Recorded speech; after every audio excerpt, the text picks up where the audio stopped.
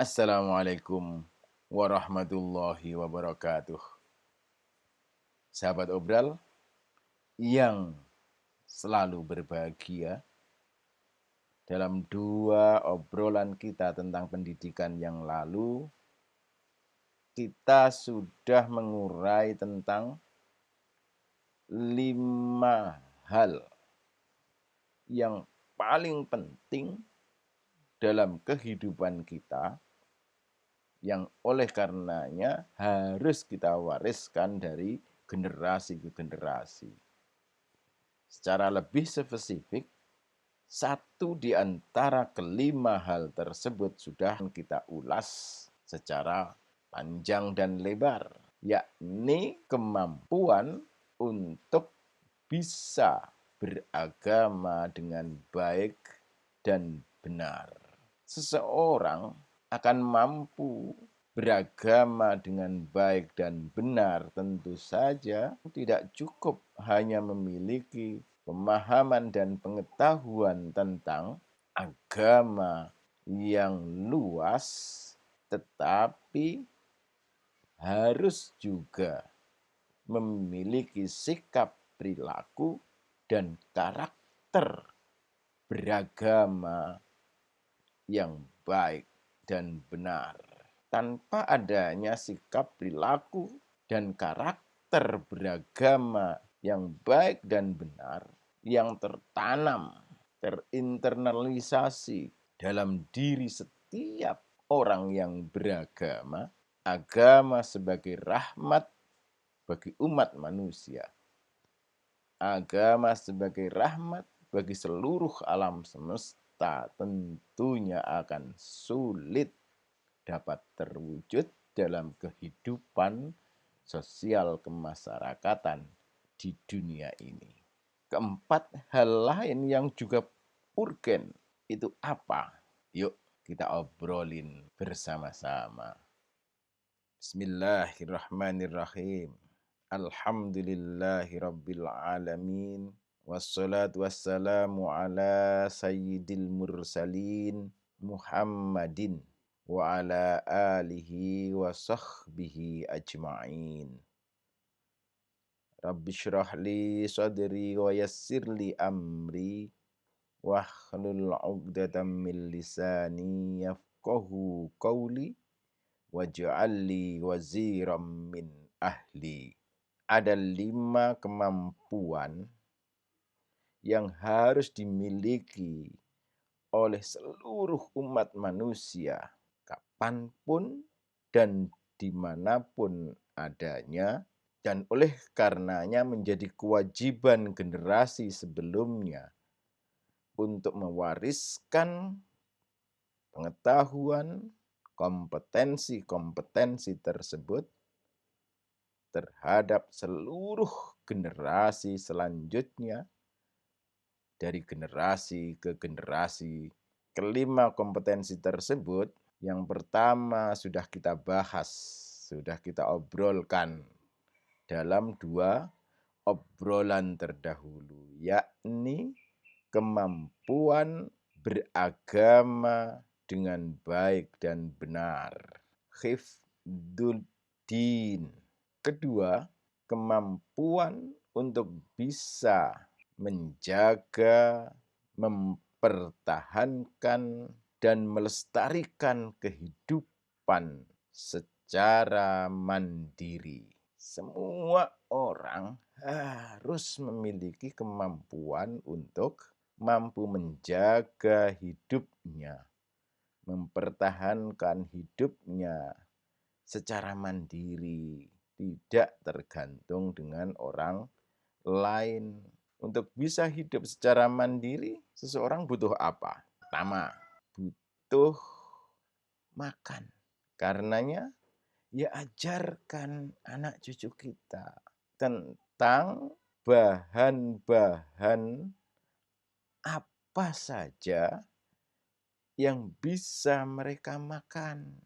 Ajarkan mereka bagaimana cara mengkonsumsi makanan tersebut. Kalau untuk mengkonsumsi makanan tersebut harus diolah terlebih dahulu ajarkan pula mereka cara untuk mengolah makanan atau bahan makanan tersebut menjadi makanan yang siap disantap. Setelah makanan, butuh apa lagi untuk bisa tetap hidup? Butuh sehat. Ajari mereka olahraga. Ajari anak-anak cucu kita bagaimana menjaga kesehatan. Ajari juga mereka bagaimana menyembuhkan diri dari penyakit. Dan juga ajari mereka bagaimana menghindarkan diri dari segala macam penyakit. Lantas butuh apa lagi? Butuh jaminan keamanan. Karenanya ajari anak-anak cucu kita rasa cinta kasih terhadap sesamanya.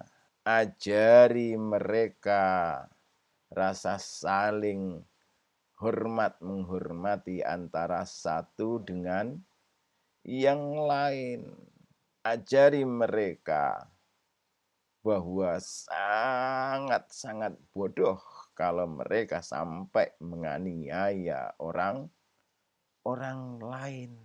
Ajari juga mereka untuk selalu hidup berdampingan, saling bahu-membahu, saling bantu-membantu antara satu dengan yang lain. Dan dalam kondisi-kondisi tertentu, ajari juga mereka cara bertahan hidup, cara menyelamatkan diri manakala terjadi bencana yang luar biasa. Dalam kondisi-kondisi yang ekstrim, bagaimana cara tetap bertahan hidup. Misalnya, ajari mereka cara bertahan hidup di hutan. Ajari mereka cara bertahan hidup, menyelamatkan diri ketika terjadi bencana seperti gempa, seperti banjir, seperti ketika terjadi wabah penyakit seperti ini misalnya, seperti hari ini ada COVID-19. Ajari mereka seperti itu. Biar apa? Biar mereka mampu mempertahankan, menjaga kelangsungan hidup mereka secara mandiri. Sudah belum? Semua itu kita ajarkan di lembaga-lembaga pendidikan kita. Nah, itu kan urusan personal, bukan tanggung jawab negara. Hal-hal yang seperti itu bukan urusan personal. Itu juga persoalan yang bersifat komunal. Bukan hanya orang tua, tetapi masyarakat, negara juga harus hadir untuk memberikan kepada seluruh warga negaranya kemampuan untuk bisa hidup secara mandiri. Di beberapa negara Skandinavia misalnya, untuk pendidikan dasar atau katakanlah mulai dari SD SMP, setiap semesternya mulai dari kelas 1 SD sampai kelas 9 SMP, setiap semester ada mata pelajaran memasak. Mereka diajari mengenali bahan-bahan makanan. Mereka diajari bagaimana mengkonsumsi makanan. Mereka diajari bagaimana mengolah makanan. Bahkan mereka diajari juga bagaimana menghidangkan makanan. Mereka diajari itu.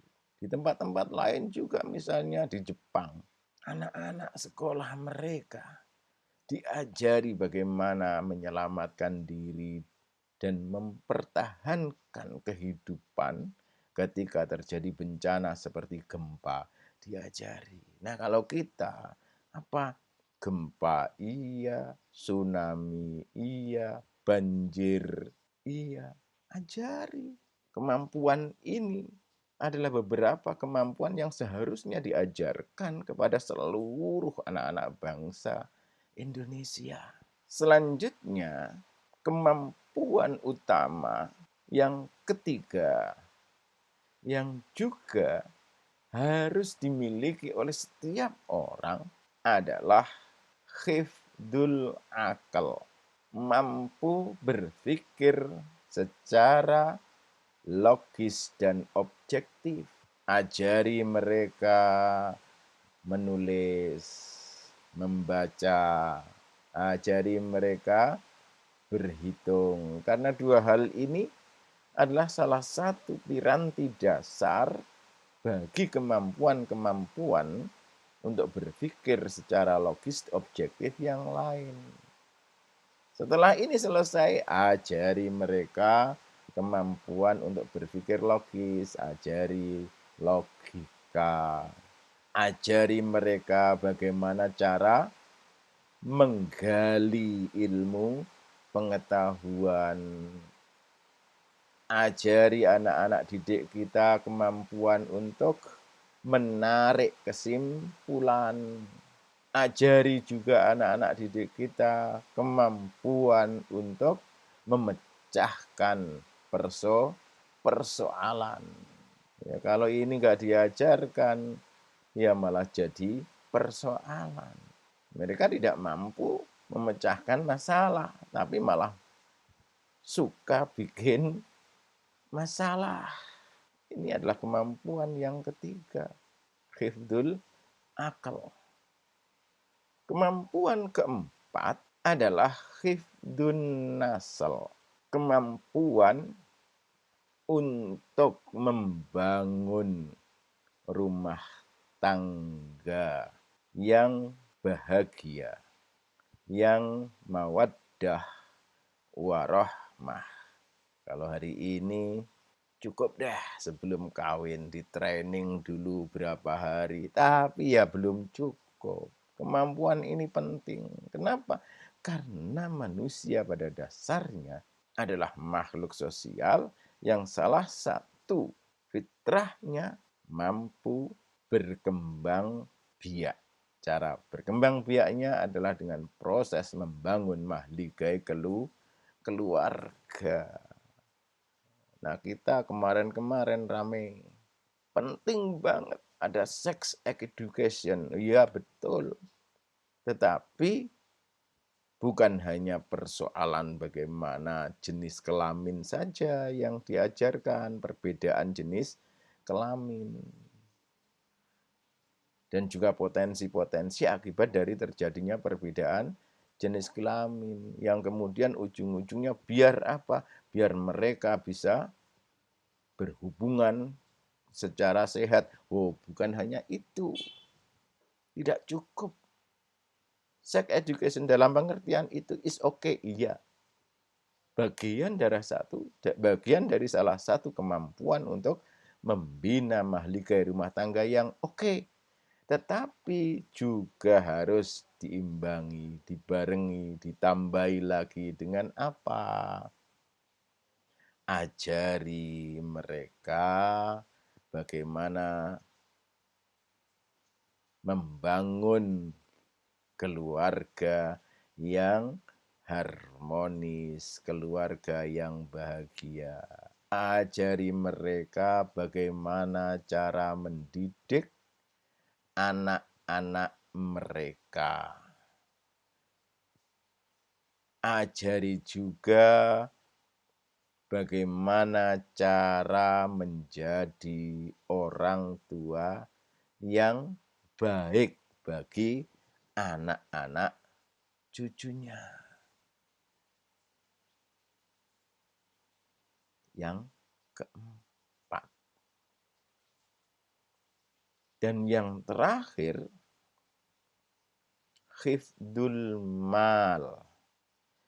Ajari anak-anak cucu kita cara untuk bisa mencari harta kekayaan, mencari nafkah. nafkah.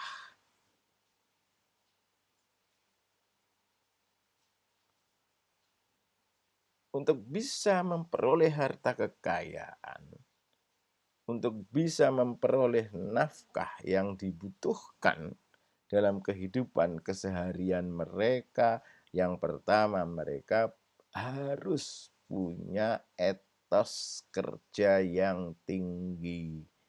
Ajari anak-anak kita agar mereka memiliki semangat untuk bekerja yang tinggi. Selanjutnya apa? Baru setelah itu, ajari mereka keterampilan dalam bekerja. Ajari mereka kemampuan untuk berwirausaha.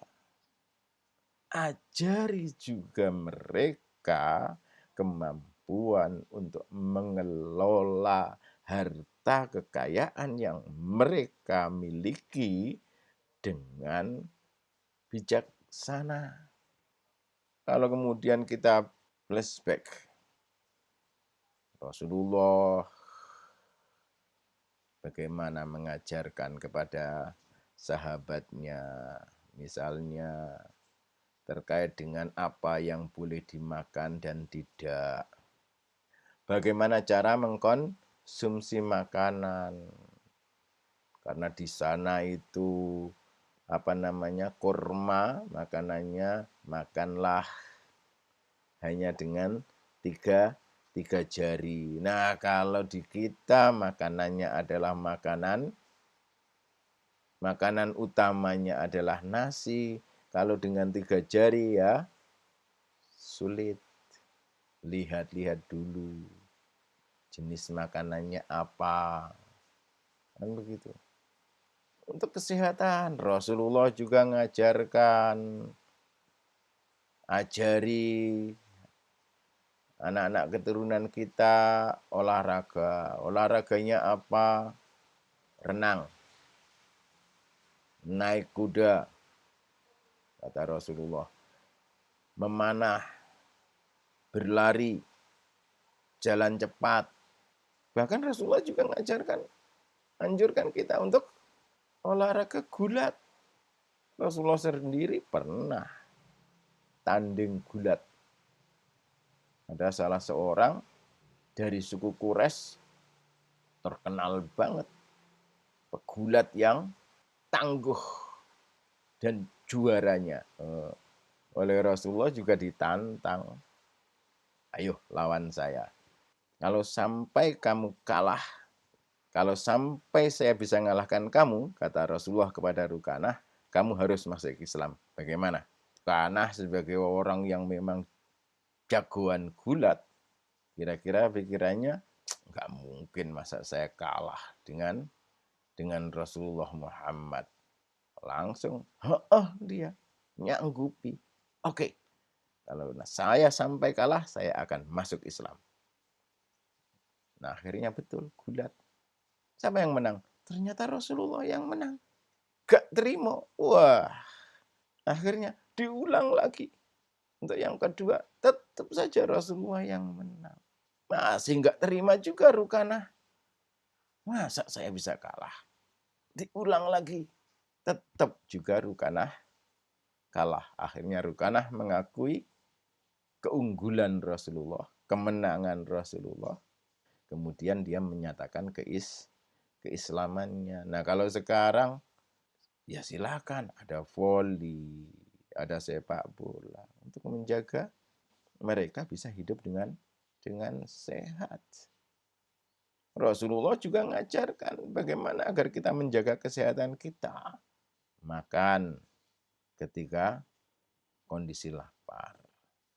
Dan ketika makan, berhentilah sebelum kekenyangan. Kalau kamu makan, kunyahlah makanan sampai betul-betul lembut baru ditelan. Kalau kamu minum dan minuman panas, jangan disebul-sebul dulu. Biarkan Ketika kemudian kondisi panasnya sudah oke untuk diminum, baru diminum. Selanjutnya, hifdul akal. Mampu berpikir secara logis dan objektif.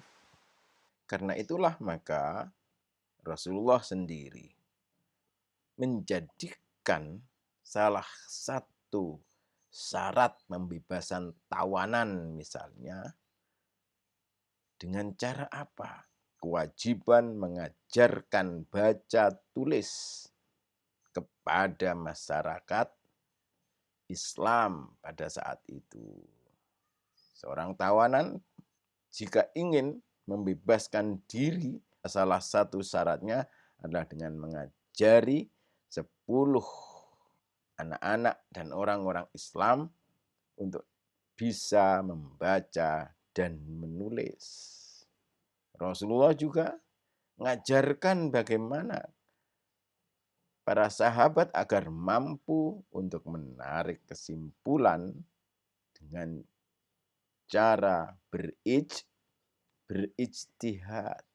Terkait dengan khifdun nasl, Rasulullah mengajarkan misalnya man istata'a minkumul ba'ah fal yatazawwaj.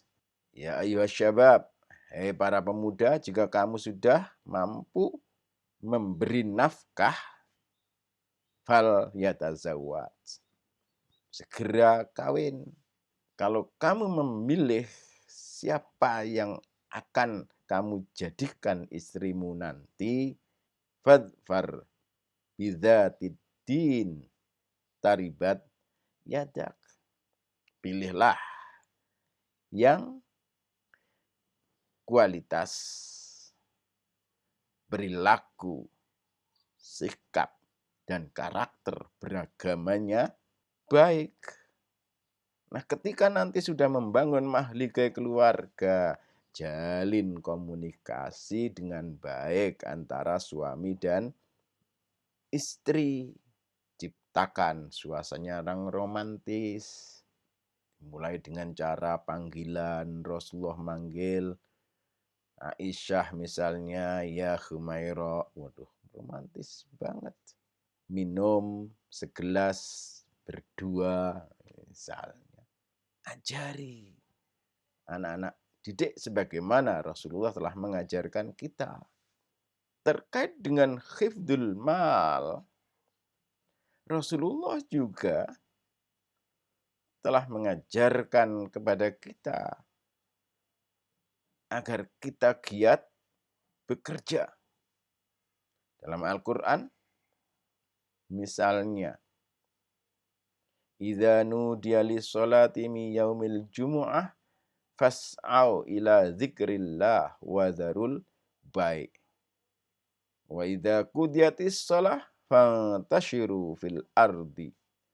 Begitu sholat Jumat selesai, fantashiru fil ardi, segera bekerja kembali. I'mal lidunyaka ka'annaka ta'ishu abada. Wa'mal li akhiratika ka'annaka tamutu ghoda. Ayo semangat bekerja. Seakan-akan apa? Seakan-akan kamu akan hidup di dunia ini selamanya. Dan juga segeralah beribadah seakan-akan kamu akan mati besok. Spirit, etos kerja dibangun.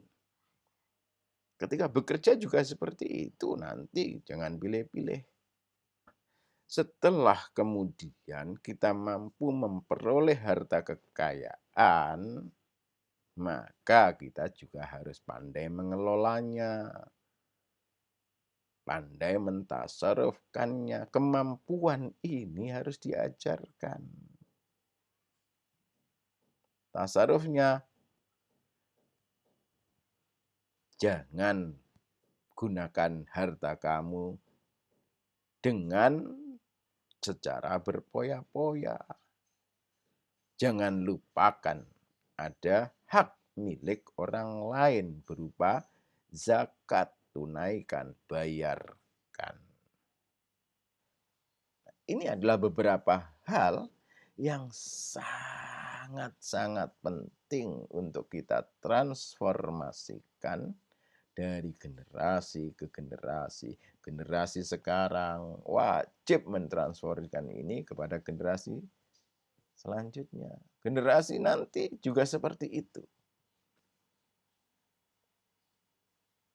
Nah, kalau bisa dikatakan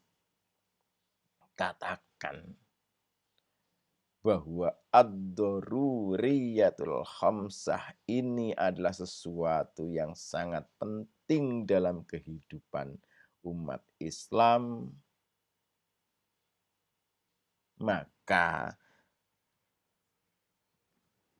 kemungkinan kalau mau ngomong pendidikan Islam, ya poin-poin ini, ya persoalan-persoalan ini yang harus diajarkan kepada seluruh generasi umat Islam. Bahkan bukan hanya umat Islam yang butuh kayak begini, tapi seluruh umat manusia butuh memiliki kemampuan untuk seperti ini. Karena kelima hal ini adalah sesuatu yang sangat-sangat penting dalam kehidupan, khususnya di kalangan umat Islam.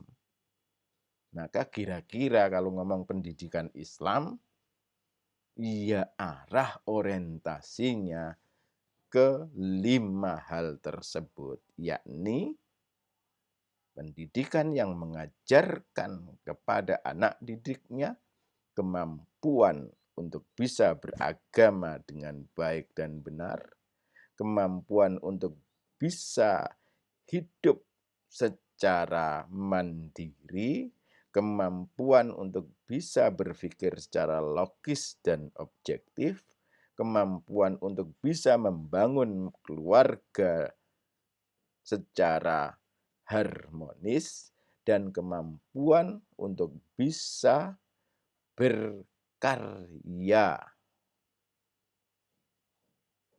kemampuan untuk berwirausaha dengan baik. Dalam pendidikan-pendidikan kita, sudahkah itu menjadi platform yang harus diajarkan kepada setiap anak didiknya? Kalau belum, yuk kita mulai gerakan pendidikan yang seperti ini, biar generasi-generasi mendatang menjadi generasi-generasi yang semakin kokoh, semakin kuat dibandingkan generasi yang sudah out of date seperti kita-kita ini. Kata Al-Quran sendiri, wal yakhshal ladzina law taraku min khalfihim dzurriyyatan dhi'afan.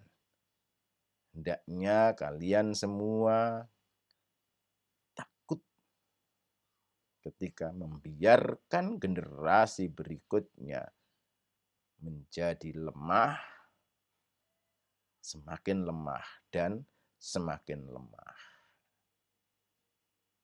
Insya Allah dengan cara dengan orientasi pendidikan yang seperti tadi, insya Allah kita akan mampu membangkitkan, membangun generasi mendatang sebagai generasi yang sangat kokoh. Dan itu juga salah satu misi pendidikan Islam yang utama.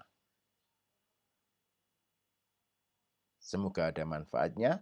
Wallahu a'lam bishawab. Wassalamualaikum warahmatullahi wabarakatuh.